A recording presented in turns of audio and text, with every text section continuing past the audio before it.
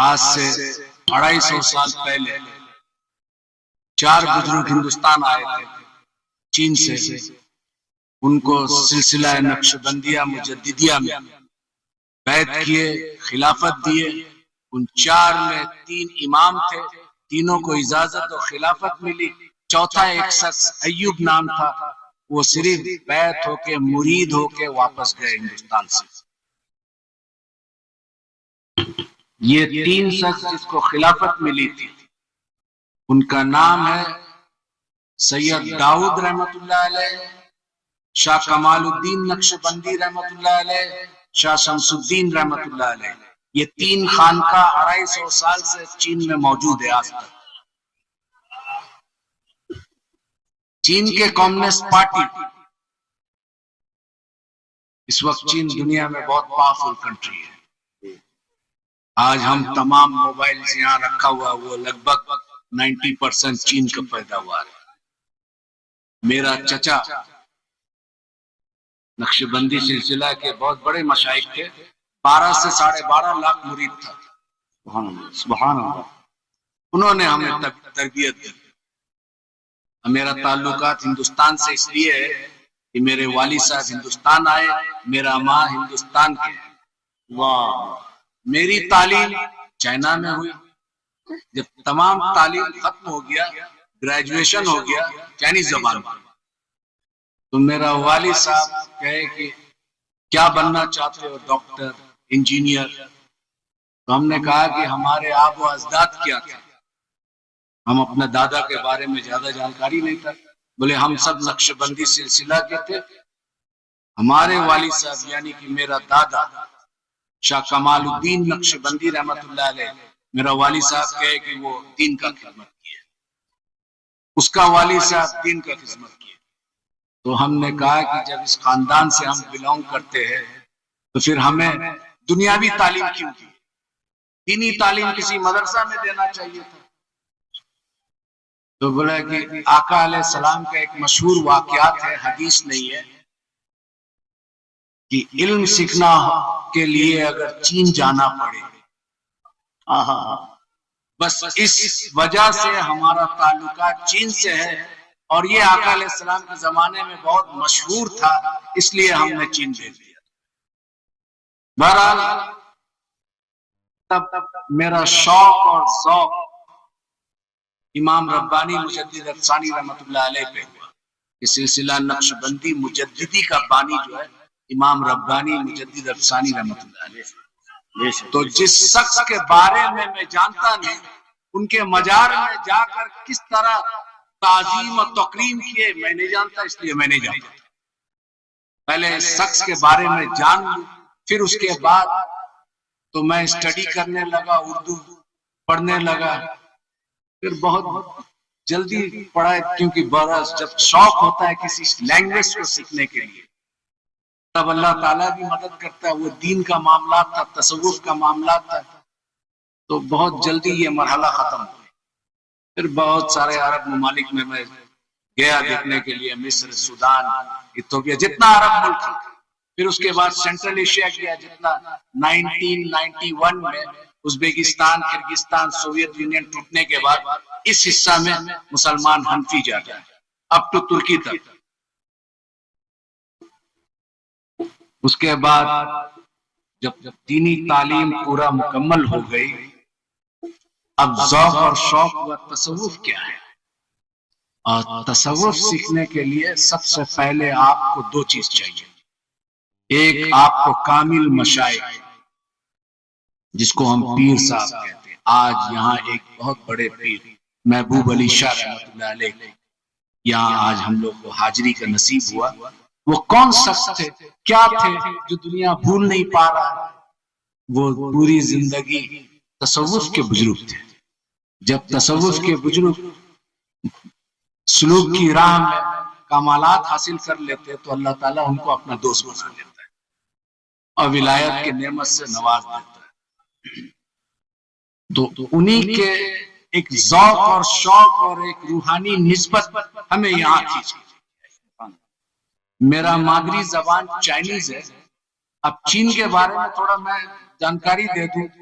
ہم رسول اللہ صلی اللہ علیہ وسلم کے تعظیم میں جب وہاں جمعہ کا نماز ہوتا ہے تو ہر مسجد ہے تو جمعہ کے نماز کے بعد صلاۃ و سلام پڑھا جاتا ہے، اور جب صلاۃ و سلام پڑھا جاتا ہے اگر یہ گاؤں سائڈ میں مسجد ہے تو وہ کسان لوگ کھیتی کرتا ہے، کچھ لوگ گاڑی سے جاتا ہے، تو جب یہ صلاۃ و سلام پڑھا جاتا ہے اور اس کا آواز جہاں تک جاتا ہے اوزار چھوڑ کے کھڑے ہو جاتے ہیں۔ سبحان اللہ، سبحان اللہ۔ میں ایسا تعظیم دنیا کے کسی بھی مختلف علاقوں میں سفر کر حاصل کیا لیکن دیکھا نہیں، تو پھر میرا دل یہ اتنا چائنیز لوگ اتنا محبت اور اتنا تعظیم و توقیر، تو وہ پتا چلا اسٹڈی کر کے کہ یہ 3 خانقاہ جو بنائے تھے اسی کی کمالات ہیں۔ اب سوال اٹھا کیونکہ تبلیغ جماعت کے لوگ بھی چین پہنچے تھے، پاکستان سے ان کا تعلقات اچھا تھا، تو جمعہ کے ٹائم یہ لوگ بیٹھے رہتے تھے، تو میرا چچا بولا کہ یہ پاکستان کا اور ہندوستان کا بھاشا تم لوگوں کا ایک ہی ہے؟ ہم بولا لگ بھگ ایک ہی ہے، اردو بولتے ہیں ہم ہندی بولتے ہیں، تو بولا سمجھ سکتے ہیں، بولا تو ان لوگوں کو کہو کہ آئندہ ہمارے مسجد میں نہ آئے، نماز پڑھ کے چلے جائے، دین نہ لے کے آئے، کیا سکھانے آئے؟ بولے کیوں؟ بولا حضرت سعد بن ابی وقاص رضی اللہ تعالیٰ عنہ چین میں آ چکے تھے، اس کے دین کو ہم پکڑیں گے، ان سے کہہ دینا ہے کہ تم اپنا دین مبارک کو لے جاؤ۔ تو بولے کہ نہیں، یہ نماز میں بیٹھنا اور صلاۃ و سلام پڑھنا کھڑا کہاں سے ثابت ہے؟ دلیل دیجئے۔ وہ تبلیغ جماعت کے 16 آدمی تھے، آج تو تبلیغ جماعت چین میں بینڈ ہے، وہابی بینڈ ہے، صرف اگر چین کا سرکار اسلام کو قبول کرتا ہے تو وہ بولتا ہے کہ خانقاہ کے جیسا مسلمان بناؤ جو محبت پھیلاتا ہے۔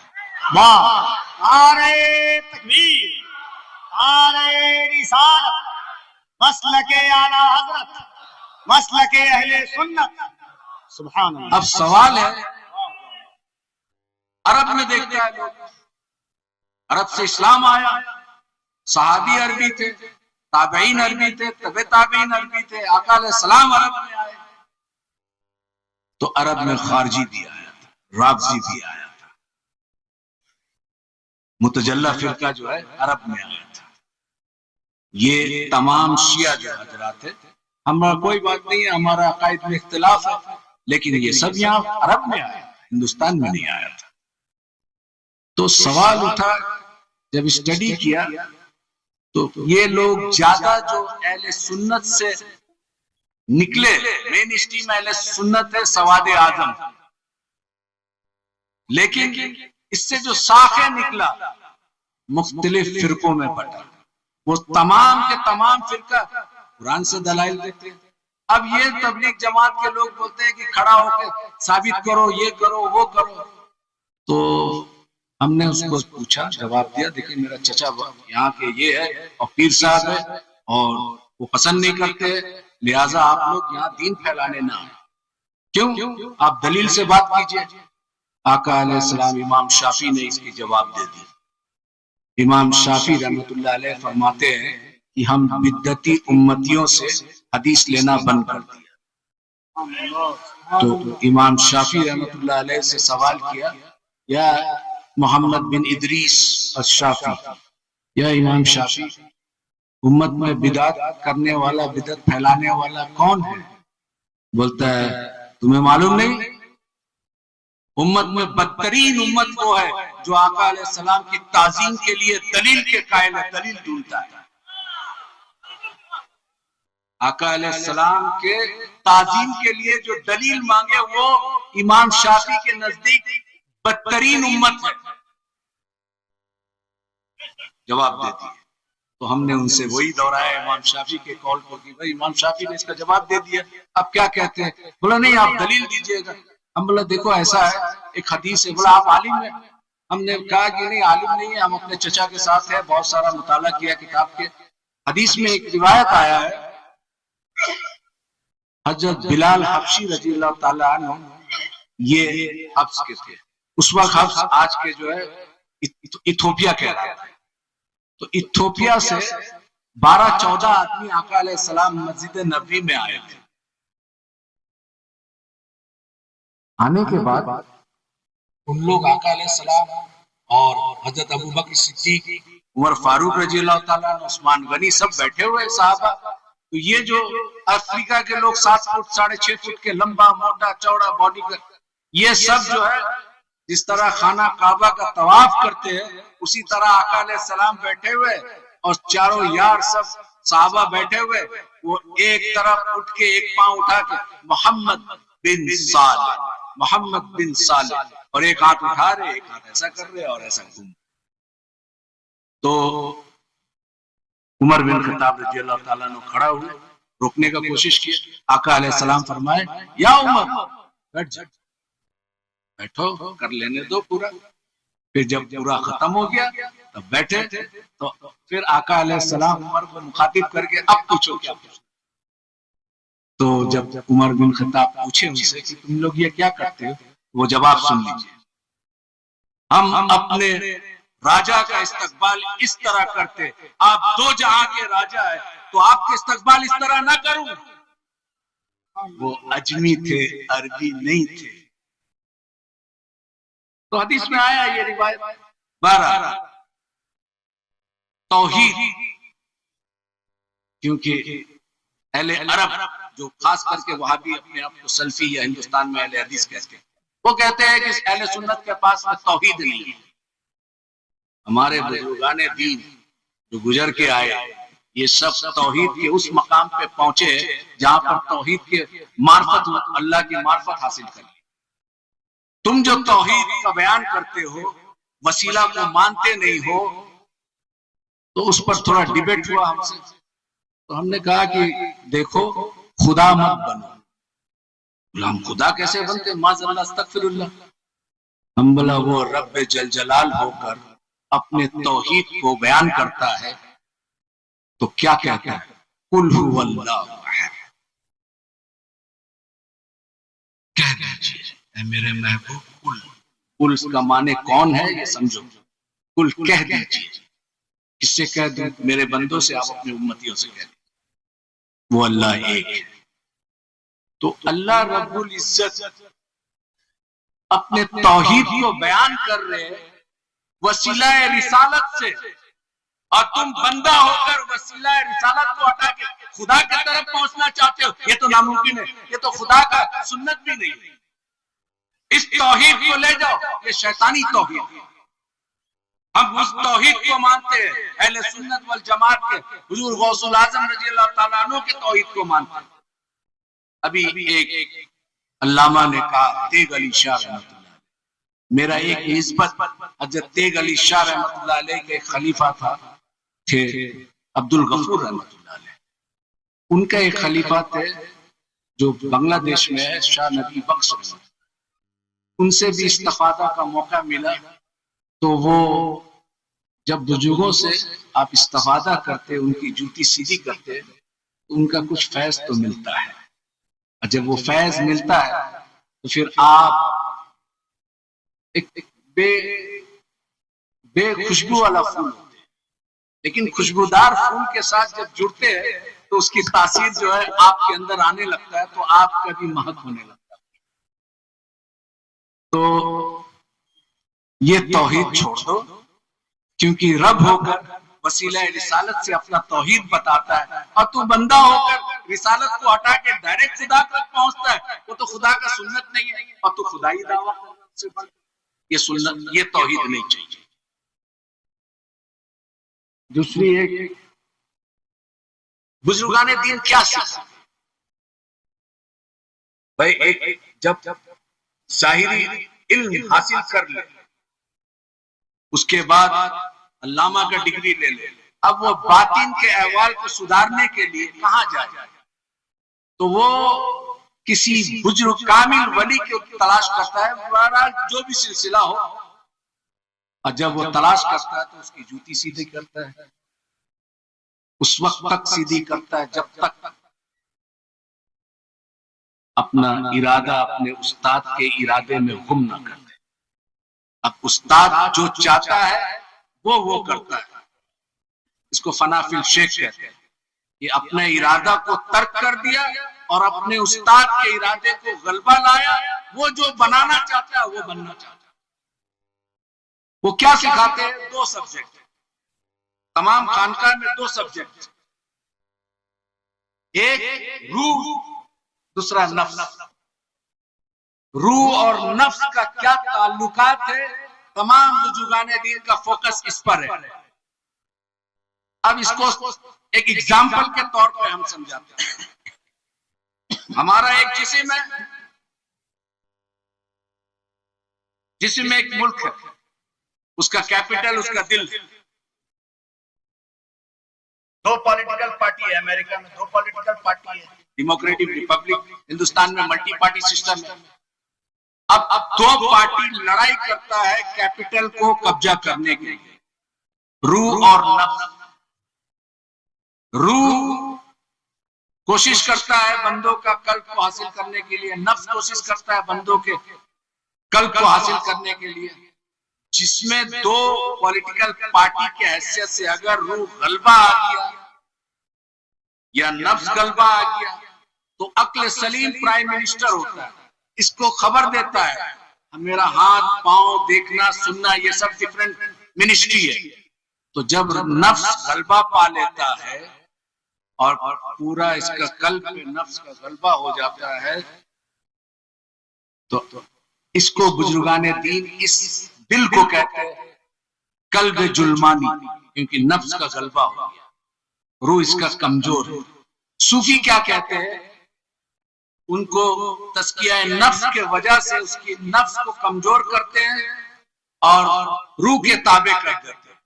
جب نفس غلبہ پا لیتا ہے، قلب کو قبضہ کر لیتا ہے اور عقل سلیم کو کہتا ہے کہ ملک میں اب میرا جیت ہو گئی، اب یہ وہ سنے گا جو نفس چاہے گا،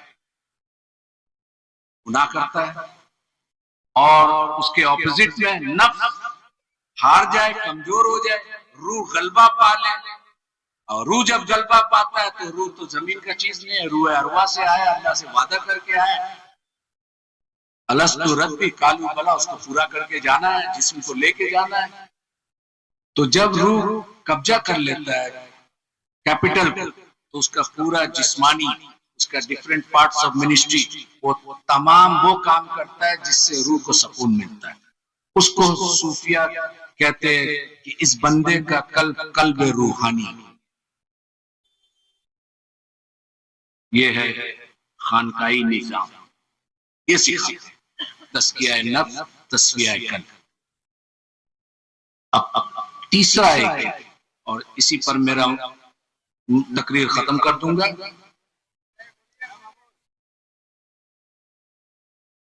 غور سے سنیے آپ. چائنیز زبان میں لنگ خون کہتے ہیں، لنگ خون. عزیزان ملت اسلامیہ، شہزادے غوث اعظم اولاد رسول حضور سیدی شفاعت میاں صاحب قبلہ کی آمد ہے. استقبال کر لیں پورا مجمع دل لگا کر. نعرہ تکبیر، اور ذرا بلند آواز سے نعرہ تکبیر، نعرہ رسالت. حضور سیدی شفاعت میاں صاحب قبلہ فیضان اولیاء کانفرنس عرس حضرت داتا محمود شاہ.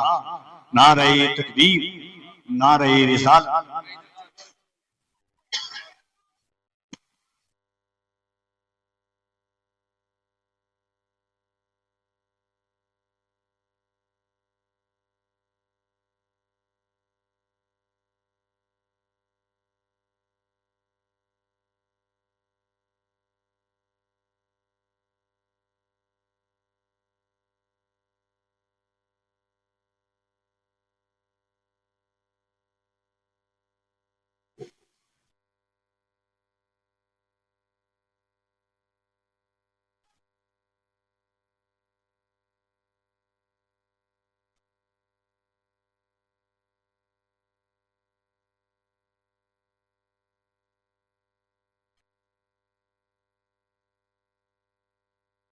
قبر کا سوال جواب. بخاری شریف، مسلم شریف میں من رب کا ما دینکم نہیں ہے. ما کنتم تکونوا فی ھذا الرجل هو محمد رسول اللہ صلی اللہ علیہ وسلم. آپ سے قبر میں سوال جواب ہوگا. کیا سوال جواب ہوگا؟ آپ سے پوچھا جائے گا اور رسول اللہ صلی اللہ علیہ وسلم کا دیدار ہوگا اور پوچھا جائے گا اس شخص کے نام محمد رسول اللہ صلی اللہ علیہ وسلم ہے، اس کے بارے میں کیا کہتا تھا. پاسٹ ٹینس کیا کہتا تھا، اس کا مطلب دنیا میں ہم کیا کہتے ہیں. ٹھیک ہے. اب بخاری شریف میں یہ آ گیا، آپ قبر کا سوال جواب میں آپ سے پوچھا جائے گا، رسول اللہ صلی اللہ علیہ وسلم کا دیدار ہوگا اور دکھایا جائے گا اور آپ سے پوچھا جائے گا، فرشتے ان کا نام بھی بتا دیں گے. آپ سے پوچھا جائے گا جب زندہ تھا دنیا میں ان کے بارے میں کیا کہتا. اب یہاں پر حاضر اور ناظر کا معاملہ تھا. کچھ علماء کا خیالات ہے رسول اللہ صلی اللہ علیہ وسلم کے روضے اطہر کا پردہ جو ہے وہاں سے کھول دیا جائے گا، ان کا دیدار کرایا جائے گا اب پوچھا جائے گا. کچھ کا ایسا خیال ہے، کچھ کا ہے کہ دیدار نصیب ہوگا، قبر میں دیدار مصطفیٰ صلی اللہ علیہ وسلم کا دیدار ہوگا اور آپ کو نام بتایا کہ فرشتے پوچھیں گے کیا کہتا تھا. ٹھیک ہے. اب یہ امیر المومنین فی الحدیث امام بخاری رحمۃ اللہ علیہ. اب ہم پوچھتے ہیں کہ رسول اللہ صلی اللہ علیہ وسلم ابھی مدینہ منورہ میں موجود ہے اور یمن میں مکہ میں صحابہ وفات پا گئے، ان کو دفن کر دیا گیا. تو یہی سوال اگر ہے تو آقا علیہ السلام تو ابھی دنیا میں موجود ہے، پھر کس کو دکھایا جا رہا ہے؟ ابھی موجود ہے دنیا میں، مدینہ منورہ میں. اگر بخاری شریف کا اسی حدیث کو مانا جائے تو ٹھیک ہے، تو پھر رسول اللہ صلی اللہ علیہ وسلم کے زمانہ میں بہت سارا صحابی کسی کو شہید کر دیا گیا، کوئی دنیا سے رخصت ہو گئے، تو پھر ان کو جب دفن کیا گیا تو آقا علیہ السلام کا دیدار ہوا، پوچھا گیا تو آقا علیہ السلام تو مدینہ منورہ میں موجود ہے. ایک دوسرا، رسول اللہ صلی اللہ علیہ وسلم اب دنیا میں ہے نہیں. جب دنیا میں تھے تو اگر یہی کوشچن ہے پوچھا جائے گا تو دنیا میں نہیں ہے تو بھی دکھایا جائے گا. اب وہ کہتے ہیں کہ حضور اقدس صلی اللہ علیہ وسلم ٹھیک ہے، ابھی کووڈ کا ٹائم میں دنیا میں ایک ہی ٹائم میں کتنے لوگ گزر گئے ہوں گے، کتنے لوگ کا موت ہو گیا. سپوز پوری دنیا میں 10 لاکھ آدمی ایک ہی ٹائم میں موت ہوا تو ملک الموت تو ایک ہے. بھائی ملک الموت کا طاقت یہ مانتے ہو کہ ایٹ اے ٹائم ایک ہی منٹ ایک سیکنڈ میں 10 لاکھ آدمی کو پوری دنیا سے موت کا فرشتہ روح قبض کر سکتا ہے. یہ ان کا اختیار میں، یہ ان کا پاور اللہ نے دیا. اور یہ 1 لاکھ آدمی کو ایک ہی ٹائم میں دفن کر دیا جائے اور ایک ہی ٹائم میں منکر نکیر رسول اللہ صلی اللہ علیہ وسلم کو زیارت بھی ہو رہا ہے اور پوچھا جا رہا ہے کہ اس کے بارے میں کیا کہتا ہے. تو ہر جگہ حاضر اور ناظر نہیں ہے.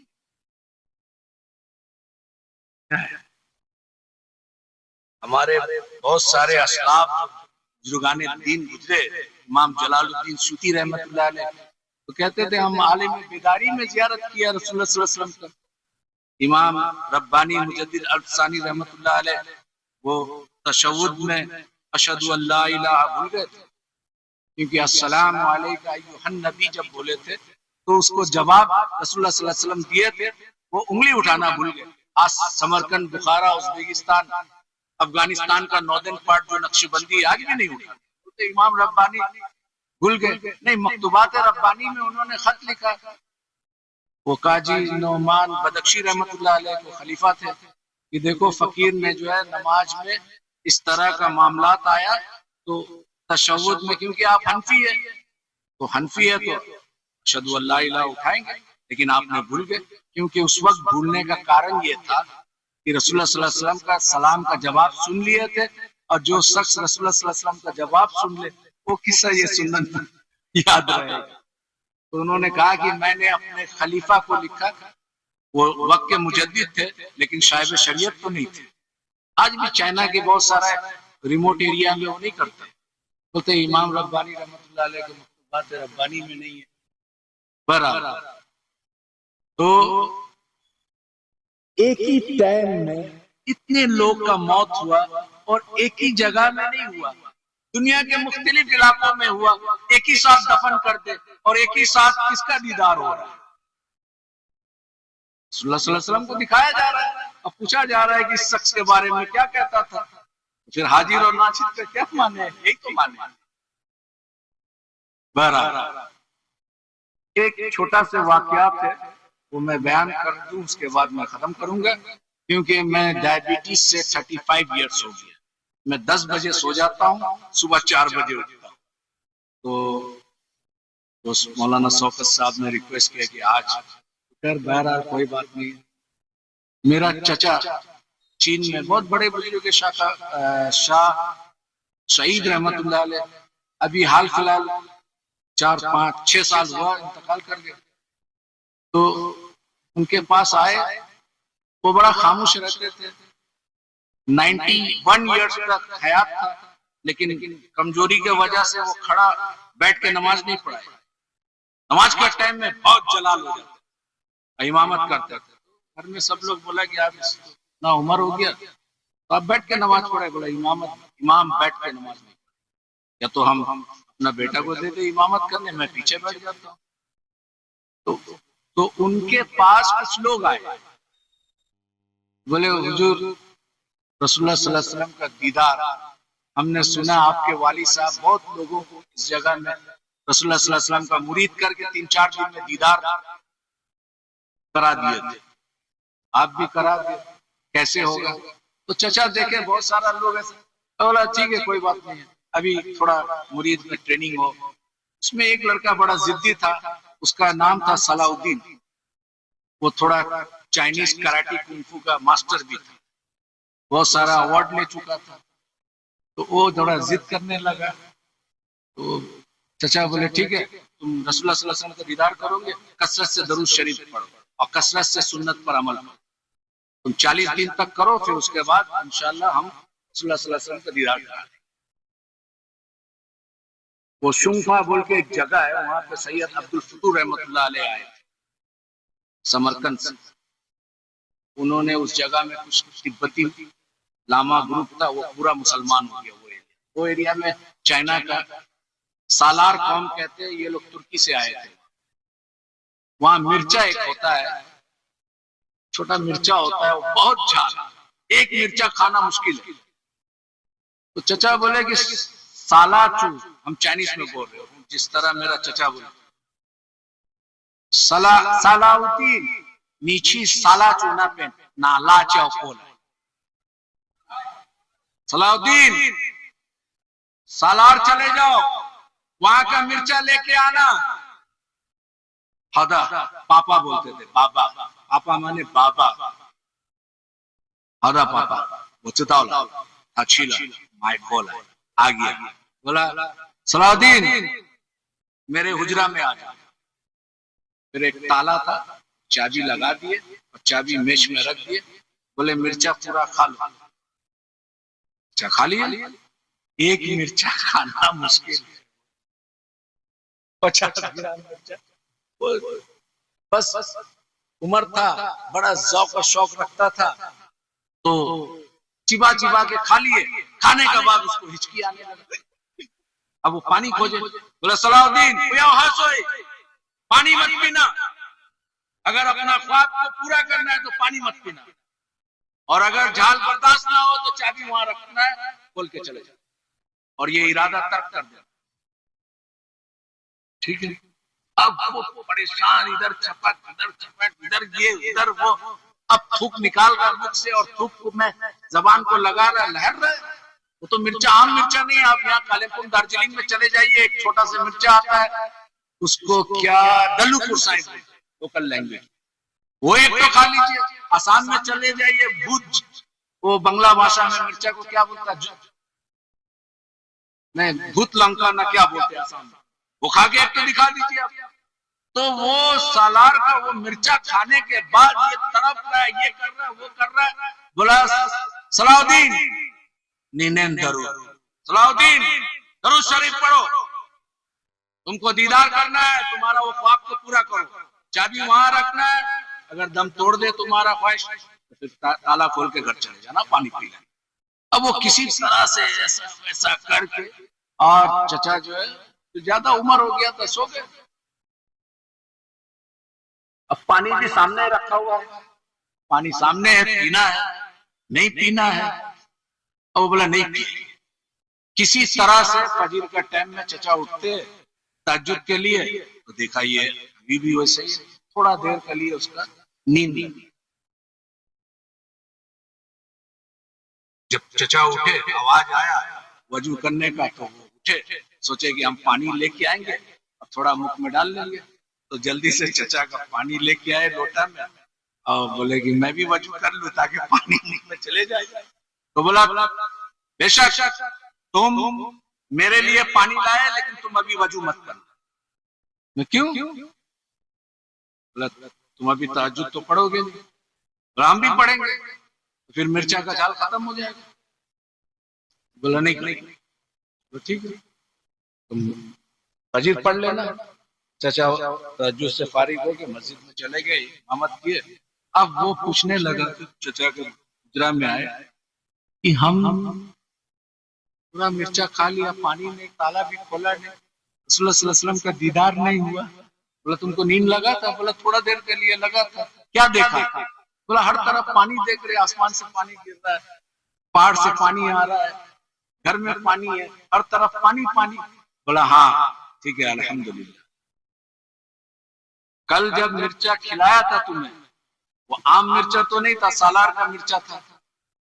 तो तुम पानी के लिए तुम्हारा मेंटली, साइकोलॉजिकली, तुम्हारा जाहिर, तुम्हारा बातिन, तुम्हारा हर चीज तवज्जो पानी में था। जब तुम्हारा पूरा तवज्जो पानी में था, तो ख्वाब में तुम पानी देखा। अब जिस दिन रसूलुल्लाह सल्लल्लाहु अलैहि वसल्लम का इस तरह का तवज्जो करोगे, तो वो रहमतुल लिल आलमीन का दीदार नसीब। वाह दावाना।